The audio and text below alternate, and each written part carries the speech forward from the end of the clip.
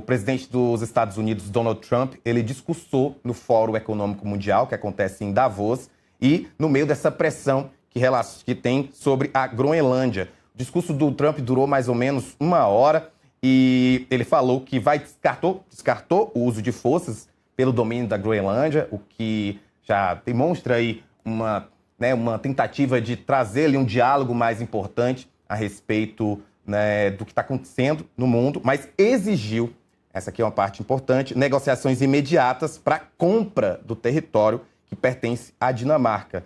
E ele também falou sobre diversos outros assuntos. Ele falou da relação com a Europa, que não está nada boa. Ele falou sobre o petróleo na Venezuela, falou da guerra na Ucrânia, na polêmica com o Canadá e também sobre alta de juros. Ou seja, ele explorou diversos assuntos relacionados aos temas que estão, né, tensos em relação aos Estados Unidos e o restante do mundo. Então, tem mais detalhes no portal metrópolis.com.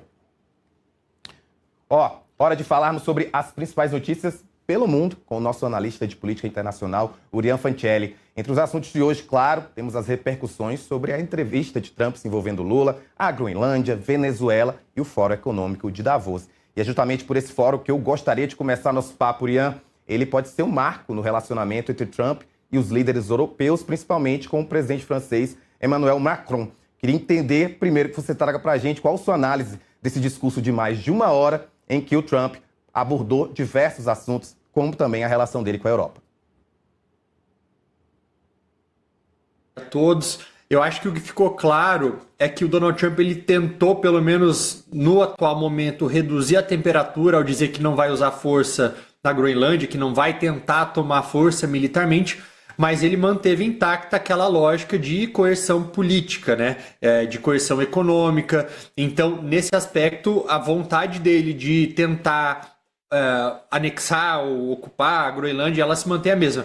Ao mesmo tempo em que ele descarta essa opção militar, ele também reforça aquela exigência de propriedade total da Groenlândia. Então, ele pressiona os aliados norte-americanos com tarifas, ele questiona o compromisso da OTAN com a defesa dos Estados Unidos, ele chegou até em determinado momento a sugerir retaliações políticas a quem dissesse que não.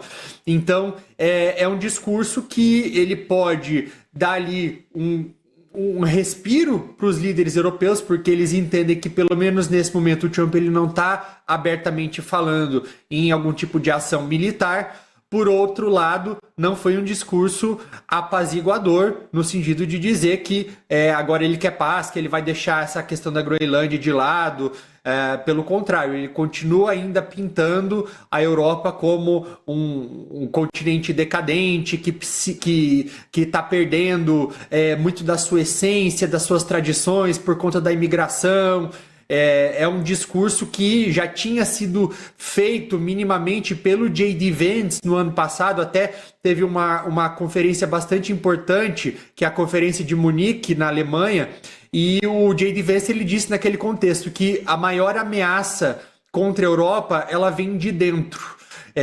E não ali da Rússia, o que é bastante irônico, sendo que a Rússia está nesse momento travando uma guerra híbrida contra a Europa. Mas o Trump ele resgata um pouco desse discurso, a própria estratégia de segurança nacional e de defesa dele, divulgada há algumas semanas, ela vai um pouco nesse sentido também, dizendo que o Trump ele vai ajudar a fomentar partidos extremistas dentro da Europa. Então isso passa a ser algo oficial da política norte-americana agora, de ajudar que partidos populistas, partidos nacionalistas, que se alinhem a esse posicionamento conservador dos Estados Unidos, eles passem a prosperar mais na Europa. Então, é um Trump que ele deixa claro que ele tem como objetivo intervir, por mais que não seja militarmente. Há uma suspeita de que há uma certa passividade dos países europeus em resposta a Donald Trump. Agora, depois desse discurso, você acredita que vai haver uma união mais forte dos países europeus para poder dar uma resposta a Donald Trump? Ou, de fato, esse tom, entre aspas, apaziguador de dizer que não vai usar a força, mas deixando claro de que há o interesse econômico, isso vai fazer com que os países tenham ainda mais cuidado?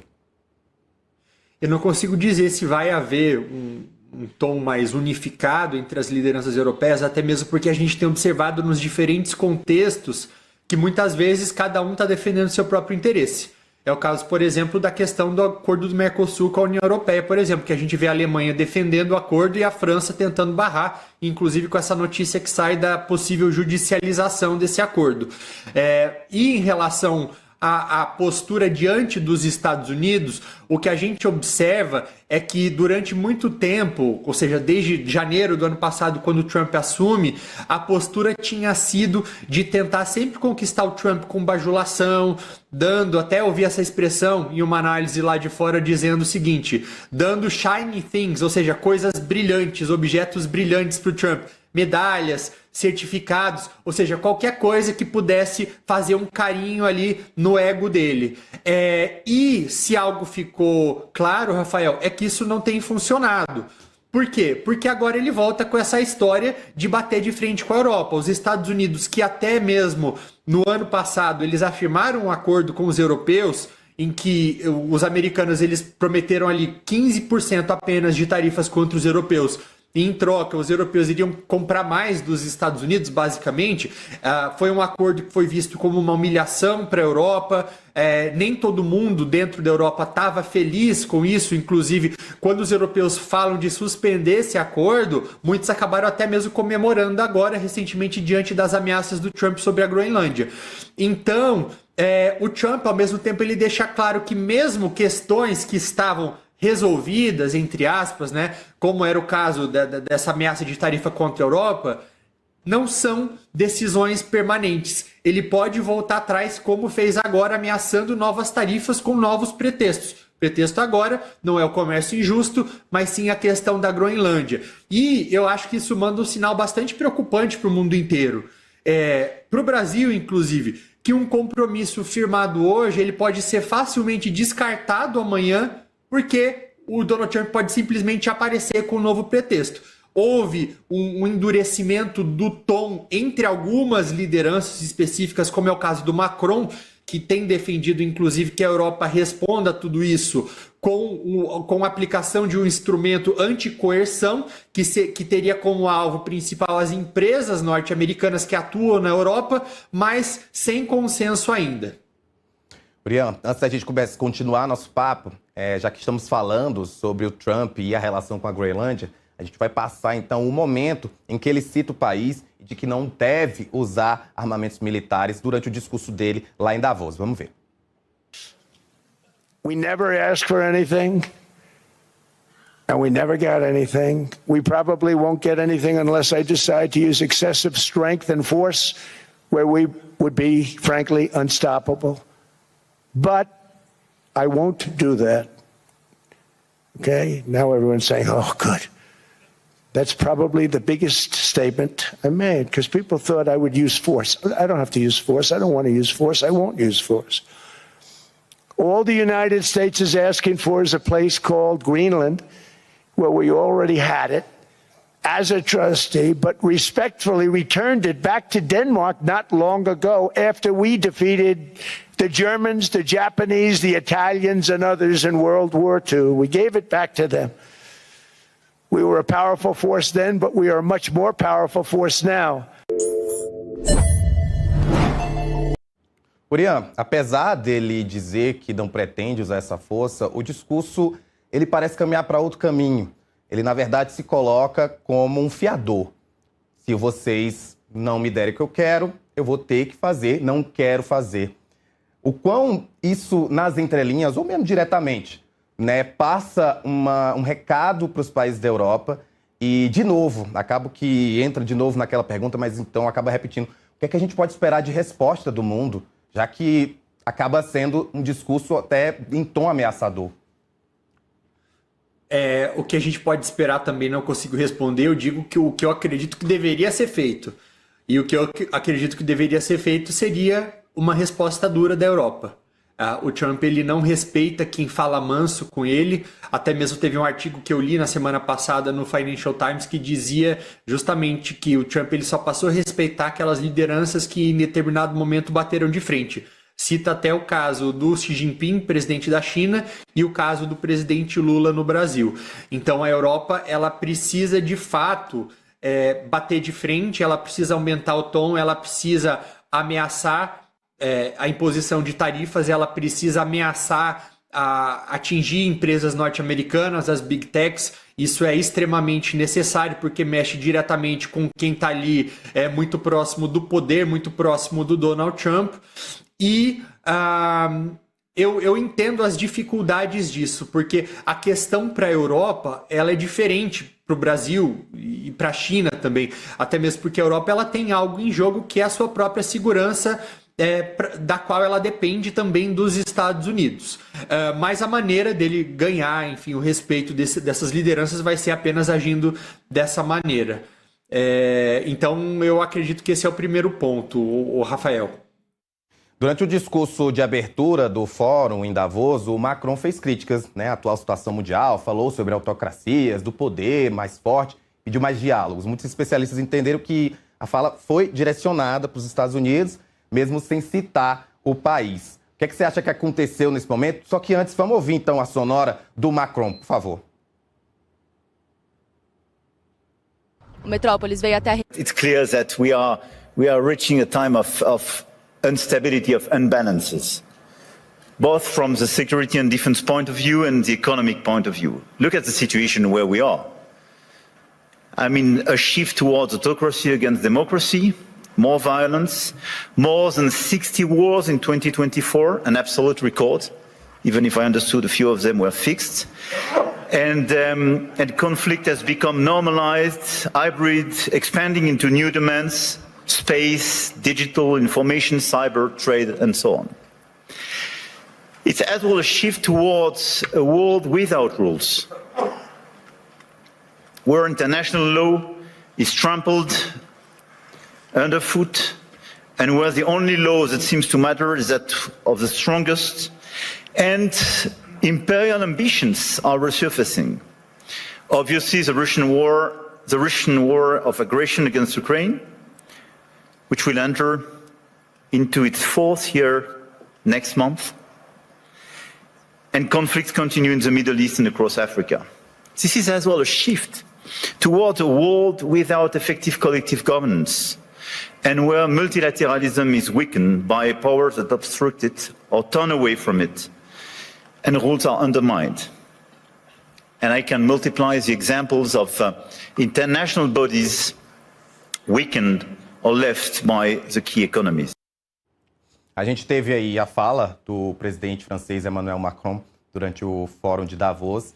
E eu queria te questionar também, Urian, a partir da fala dele, a ação de Trump ontem, que divulgou mensagens de texto que ele teria trocado. Como é que ele teria trocado? Não, foi confirmado pela França de que eram mensagens verdadeiras que ele trocou com o Emmanuel Macron. Você acha que os discursos das mensagens estão batendo com o discurso que ele fez em Davos? É bastante curioso. Eu estava até lendo aqui de volta, eu estava olhando um pouco dessa mensagem dele. Então, o que o Macron ele fala nessa mensagem para o Trump? Ele fala assim, do presidente Macron para o presidente Trump: meu amigo, nós estamos alinhados na questão da Síria, podemos fazer grandes coisas no Irã, eu não entendo o que você está fazendo na Groenlândia. Então daí ele pega e depois ele propõe que os dois eles façam uma reunião dos países do G7 em Paris, logo depois do Fórum Econômico Mundial em Davos. E eu acho que tem uma questão ali que chama um pouco a atenção. Por quê? Porque por mais que ali na questão do Irã seja, entre aspas, o país ele pode até ter um certo respaldo de agir, no caso dos Estados Unidos, quando eles fizeram aquelas operações contra as instalações nucleares no ano passado, porque eles teriam interpretado que essas instalações elas representavam uma ameaça para Israel e para os Estados Unidos, portanto eles decidiram agir unilateralmente. Acontece que mesmo isso era uma questão um pouco questionável, porque por mais que seja ali supostamente em autodefesa, né, é uma operação que ela não foi aprovada pelo Conselho de Segurança da ONU. Então, o que o Macron ele pode deixar claro também no seu discurso é que ele potencialmente ele tem também dois padrões, né? padrões sobre aquilo que pode ser feito contra a Groenlândia e padrões sobre o que pode ser feito em outros lugares, como é o caso, por exemplo, do Irã. Mas isso é discutível também, tá? Vai da maneira, Rafael, como a gente interpreta a ação dos Estados Unidos no Irã, se é legítima defesa ou se não é. Mas algo que eu acho que fica um pouco claro com essa fala, não apenas a do Macron, mas a do Trump também, é que talvez a OTAN ela já tenha chegado a um ponto de não retorno. Por que eu falo isso? Porque grande parte do poder de dissuasão da OTAN, de intimidar os adversários, no caso Rússia, China, estava justamente na unidade, na aliança, no comprometimento em defesa coletiva. E a partir do momento em que a grande notícia, a grande surpresa, o grande pronunciamento do Trump num encontro como esse, que é super importante para a economia mundial, se resume a dizer a próprios aliados, quase como se isso fosse um favor, que olha, não vou atacá-los militarmente, dá para dizer que a OTAN, como um todo, ela está ali com as bases chacoalhando, completamente estremecida. Acho importante você trazer esse ponto, porque ontem a gente discutia aqui, exatamente no contexto, de que uma possível invasão militar dos Estados Unidos na Groenlândia significaria o fim da OTAN. E eu queria que você pudesse explicar um pouco para a gente o que é que significaria esse fim da OTAN.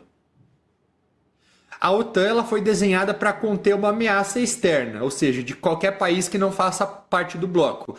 Principalmente a questão da Rússia, porque ela é onde está geograficamente mais próximo dos países europeus. Acontece que quando um país europeu começa, ou um país da OTAN começa a ameaçar outro, como que fica a questão de você acionar o 5º artigo, que é aquele que fala da defesa coletiva, que todos os países membros vão se unir para retaliar ao agressor. Então você teria países da OTAN reunidos para atacar os Estados Unidos, nesse contexto da Groenlândia, por exemplo. Por isso que muita gente tem falado que esse seria de fato o fim da OTAN. Talvez eu dou um passo atrás, tá? Eu entendo que esse tipo de ameaça torna mais explícita a situação vulnerável que a OTAN se encontra nesse sentido, mas eu vejo que isso é anterior ainda, Rafael. Por quê? Porque o Trump ele já tem, ao longo da história, até mesmo da sua primeira presidência, feito outros tipos de declarações que acabam também minando a confiança na OTAN. É o caso, por exemplo, quando ele afirmou em determinado momento que ele encorajaria a Rússia a atacar aqueles membros da OTAN que não investissem o mínimo de 2% do PIB em defesa ou em segurança. Depois esse número acabou sendo elevado para 5%. Mas você já vê os Estados Unidos falando com essa linguagem sobre aliados, já mina um pouco da confiança. Até mesmo porque quando a gente lê esse 5º artigo, o que ele fala assim, literalmente? Ele não fala que os países são obrigados a agir militarmente em defesa ou contra o agressor. Ele diz que cada país ele vai poder agir da maneira como achar mais justificável. Ou seja, pode haver um apoio apenas logístico, um apoio com uma declaração, não necessariamente precisa ser um apoio militar. Então, quando o Trump dá abertura para questionar esse apoio incondicional, que era algo até pouco tempo atrás subentendido, mas que não estava escrito, ele já ajuda a enfraquecer essa aliança sem precisar agir militarmente. Então, faz um tempo já que os inimigos dos Estados Unidos, como a Rússia, já olham para a OTAN como uma aliança em que a garantia de que a promessa de retaliação direta e de apoio aos aliados não é garantida. Urian, que bom que você tocou aí nessa parte envolvendo a Rússia, porque já me vem a dúvida. Ontem o presidente da Rússia, Vladimir Putin, disse que não via como extravagância de Trump a tentativa de conquistar a Groenlândia, que na verdade fazia parte de algo que sempre foi feito pelos Estados Unidos, já faz parte da política externa dos Estados Unidos. E aí eu te faço essa pergunta, para a Rússia, o fim da OTAN, o que causaria, principalmente diante do fato de que a gente vive há tantos anos com uma guerra entre Rússia e Ucrânia. Você pode também fazer essa análise também diante dessa fala do presidente Putin? Posso.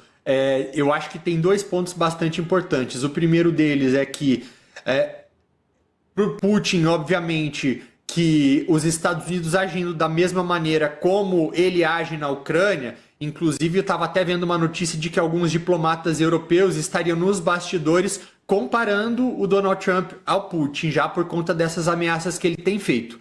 E o segundo é que a estratégia da Rússia há bastante tempo ela tem sido essa. E que estratégia que é essa? É de fragmentar os aliados ocidentais, tanto tentando afastar um país do outro. Então, ele nesse contexto ele afasta os países europeus dos Estados Unidos, porque entendem que separadamente são mais fracos, né? E também a Rússia ela tem uma estratégia de usar a fragmentação domesticamente, dentro de cada um dos países. Porque ela entende que a ascensão de movimentos nacionalistas, no caso da Europa, por exemplo, pode ser benéfica para a própria Rússia. Tanto é que hoje a gente encontra partidos de extrema direita e de extrema esquerda europeus que são simpáticos à Rússia. É o caso, por exemplo, da Eslováquia, que tem um partido de extrema esquerda no poder, do Robert Fico, que é o Smer, que é simpático à Rússia, e é o caso, por exemplo, do Fidesz, que é o partido do Viktor Orbán na Hungria, que também acaba sendo uma pedra no sapato da União Europeia quando o assunto é guerra na Ucrânia. Então, o Putin ele fomenta isso já há bastante tempo e, basicamente, o que está acontecendo agora é que os Estados Unidos, o presidente dos Estados Unidos, como descreveu, na verdade, a pessoa que apresentou o Donald Trump antes do discurso dele, eu achei bastante curioso o termo que ele usou para apresentar o Trump antes do discurso do Trump, a pessoa mais importante do mundo, ou seja, ele precisa dar esse tipo de atribuição, de bajulação para o Donald Trump. O que ele está fazendo é o trabalho sujo do Putin. Então ele está fazendo um favor para o Putin.